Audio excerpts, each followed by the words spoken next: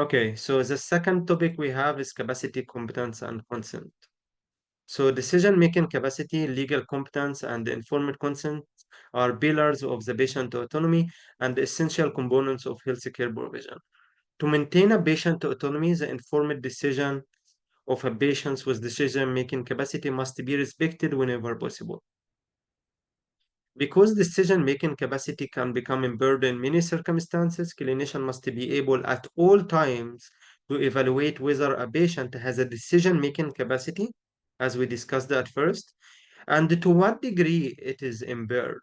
Okay, this is the psychiatric patients that I told you about.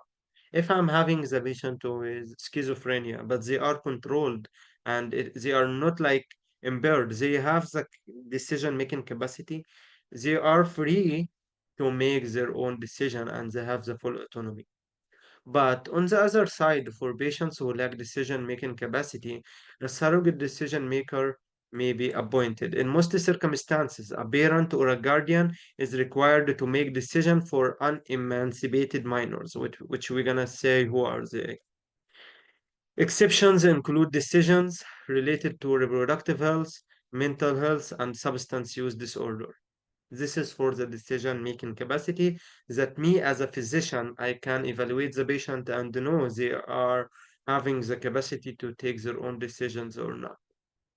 For the legal competence, it is related but not identical to decision-making capacity. It applies like to a broader context than medical decision capacity, and it is assessed by a court order or court of law.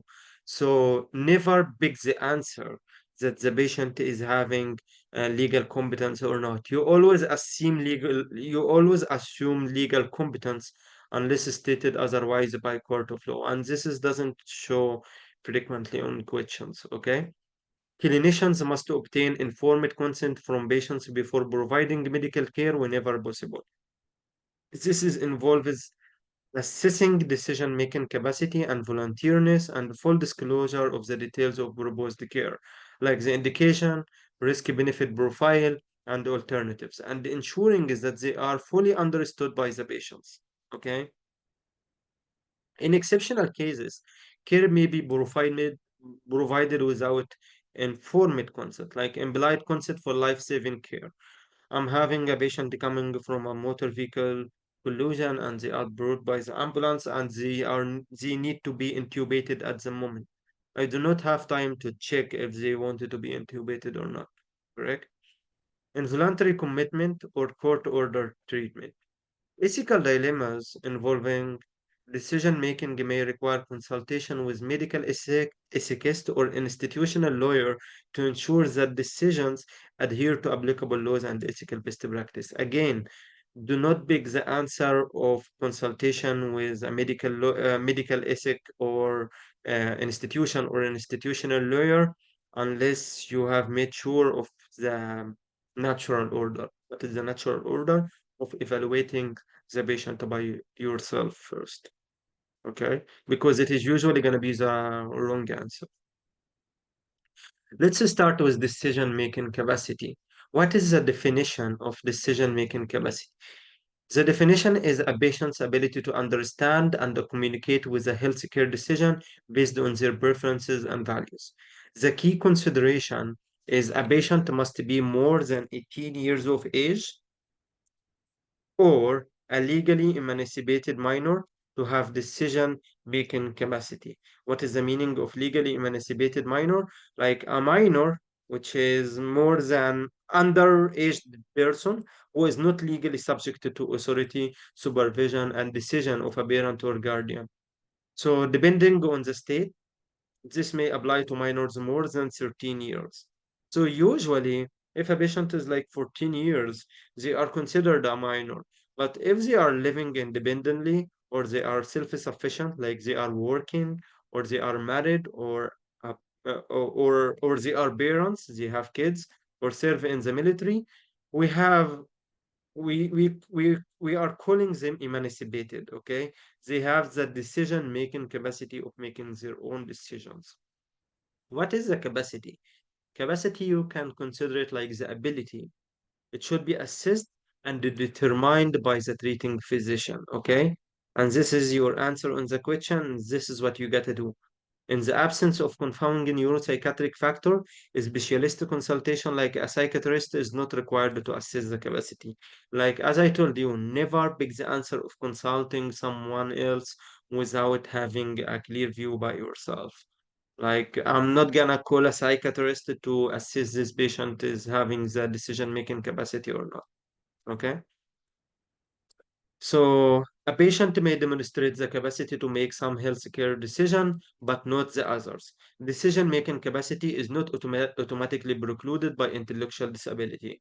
As I told you, if the patient is having Down syndrome, mental illness like schizophrenia, or low health literacy, or neurodegenerative disease like dementia, even if they have Alzheimer, at the moment I am evaluating them. If they have the capacity to take their own decisions, they're gonna take their own decisions.